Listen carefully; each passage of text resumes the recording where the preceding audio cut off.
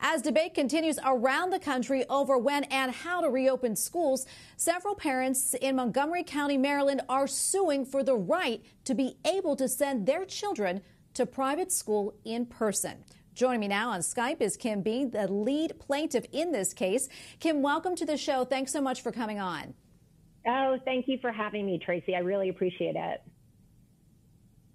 So, Kim, I want to talk about why it was so important for you and the other families to take a stand and to file this lawsuit. Great question. This is an incredibly important issue, not just to me, but so many other parents of kids in private and parochial schools. What it really boils down to is that, we firmly believe that politicians need to stay out of this and that non-elected county officials should not have the ability to blanketly close our private and religious schools. Kim, as a parent, why do you feel so strongly about having classes in person? And also, would you mind talking about the experience that your children had doing distance learning? Absolutely. I think that there's no secret. I mean, it's been out through the American Academy of Pediatrics, and there have been so many experts who have come out to say in-person classroom learning is really most optimal for students. And we really believe that it can happen safely. And we believe that this is, the distance learning thing, certainly not for lack of trying.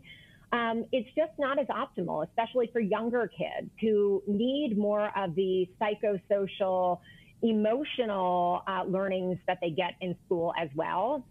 And for those of us sending our kids to faith-based schools, there's really a religious element that is hard to replicate from a distance learning perspective. So we really firmly, many of us believe that we want our kids back in school, and we can do so safely.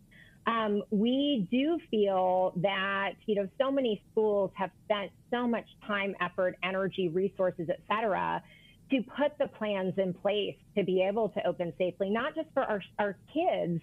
I'm a mom, safety is first and foremost in my mind, but also for our beloved faculty. So we really think that there's a way to do this, to follow the CDC guidelines, the state guidelines. My school in particular had done that. And it's a shame that the county really hadn't taken the time to even look at our plans. Kim, can you talk about some of those precautionary measures that were put into place? Yeah, absolutely. It's interesting. Our school had a summer program that they held on campus, and it really served as sort of a good test run. So my children were part of that, as were several others. But what they've done is they took temperatures upon arriving at school. They've spaced all the desks 6 feet apart. There's plexiglass in the classrooms. They're dividing classrooms so that it's really for small group learning. They're not congregating in common areas. And they're repurposing a lot of other areas within the school, cafeterias, church space, et cetera, to be able to host the kids.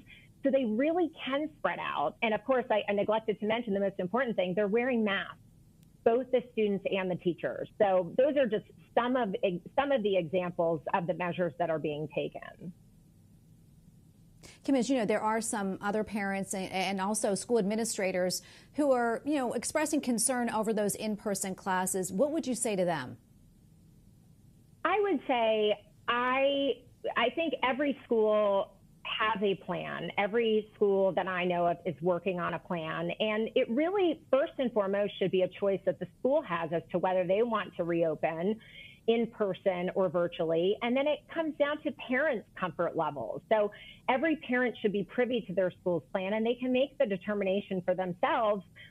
Many of these schools, my own included, are giving parents the option to send the kids back in person or to opt for a virtual learning path. So it really should be the decision of the school and then the decision of the parents, not the politicians. Oh, Kim Beahn, thank you so much for coming on, and please keep us posted. Absolutely. Thanks for having me.